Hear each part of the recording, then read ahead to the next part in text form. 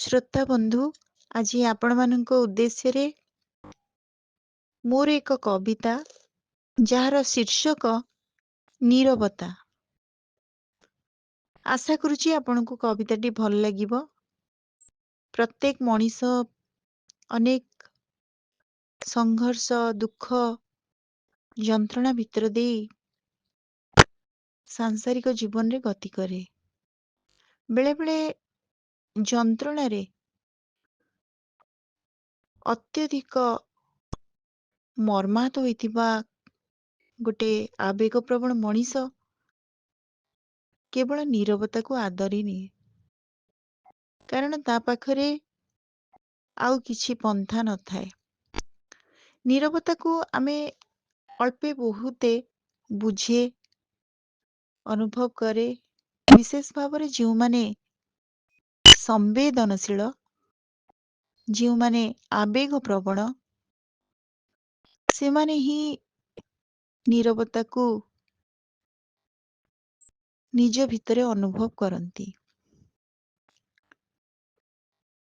ଆଶା କରୁଛି ଆଜିର କବିତା ଆପଣମାନଙ୍କୁ ଶୁଣି ସାରିବା ପରେ କିଛି ସମୟ ନୀରବରେ ଆଚ୍ଛନ୍ନ କରିବ।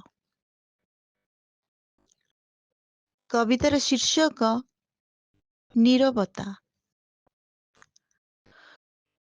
ଛଟପଟ ହୋଇ ଶବ୍ଦରୁ ଦୂରେଇବା ହିଁ ତ ନୀରବତା। ଛଟପଟ ହୋଇ ଶବ୍ଦରୁ ଦୂରେଇବା ହିଁ ତ ନୀରବତା। ଯେବେ କିଛି କହିବା ଓ ଶୁଣିବାର ଇଚ୍ଛା ହିଁ ନଥାଏ। ସବୁ ଯେବେ ଅଯଥା ଓ ମିଛ ମନେ ହୁଏ। ସାମ୍ନାର ଜଗତ, ସମ୍ପର୍କ, ମଣିଷ ମିଛ ଲାଗେ, ଗପ, ହସ, କାନ୍ଦ। ମନ ଖୋଜେ ବାଟ, ଯେତେ ସବୁ ଭେଳିକୁରୁ ମୁକ୍ତିର ନମ୍ର ଭାବେ ଲେଉଟାଣି ଛନ୍ଦ। ମନ ଖୋଜେ ବାଟ, ଯେତେ ସବୁ ଭେଳିକିରୁ ମୁକ୍ତିର ନମ୍ର ଭାବେ ଲେଉଟାଣି ଛନ୍ଦ।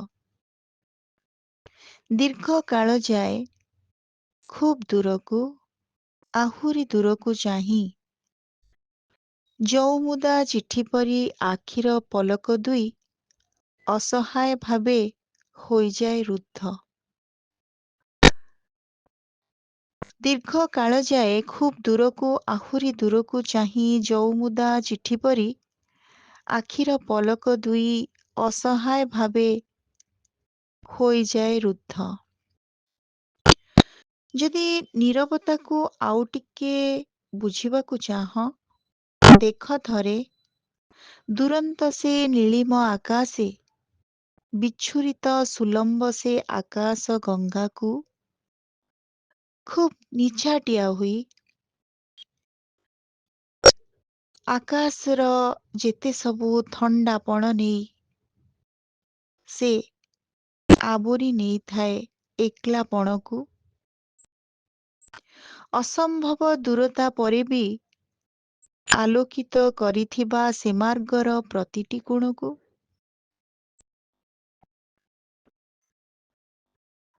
ଏବେ ଆସ, ଏବେ ଆସ ମୋ ସହିତ ଧୂଳି ଧୂସରିତ ଆଉ କଙ୍କରିଳ ମାଟି ଉପରକୁ, ସେ ଭୂମିରୁ, ସେ ଭୂମାରୁ ଏ ଭୂମିକୁ।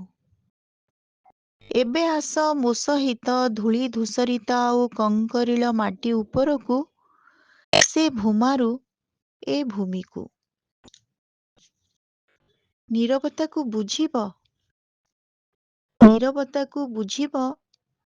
ନୀରବତା ଜୀବନର ଆରମ୍ଭରୁ ଆମ ଆଶ୍ରୟରେ ଥାଏ।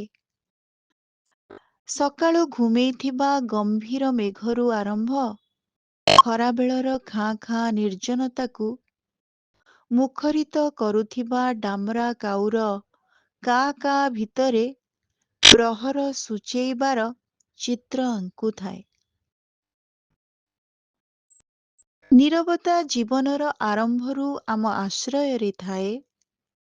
ସକାଳୁ ଘୁମେଇଥିବା ଗମ୍ଭୀର ମେଘରୁ ଆରମ୍ଭ, ଖରାବେଳର ଖାଁ ଖାଁ ନିର୍ଜନତାକୁ ମୁଖରିତ କରୁଥିବା ଡାମରା କାଉର କା କା ଭିତରେ ପ୍ରହର ସୂଚେଇବାର ଚିତ୍ର ଆଙ୍କୁଥାଏ।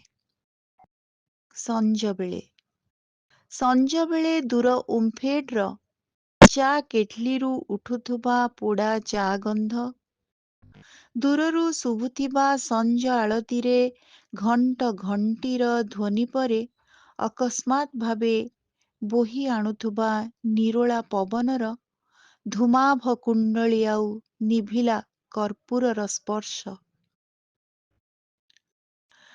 ଆମ ଏକଲାପଣକୁ ଅଭିଭୂତ କରୁଥିବା ନିଥର ଚାହାଣୀ, ନୀରବତା, ସାଦା ସ୍ମିତ ହସ, ଓଠଧାରେ ଢେର ସମୟ ଯାଏ ଅସମ୍ଭବ ବ୍ୟାକୁଳିତ ଠାଣି, ଯାହା ନିବୃତ୍ତରେ ଅଭିବ୍ୟକ୍ତ କରେ ଆମ ଆତ୍ମାର କାହାଣୀ, ଯାହା ନୀରବରେ ଅଭିବ୍ୟକ୍ତ କରେ ଆମ ଆତ୍ମାର କାହାଣୀ। ଶ୍ରୋତାବନ୍ଧୁ, ଆମେ ଶୁଣୁଥିଲେ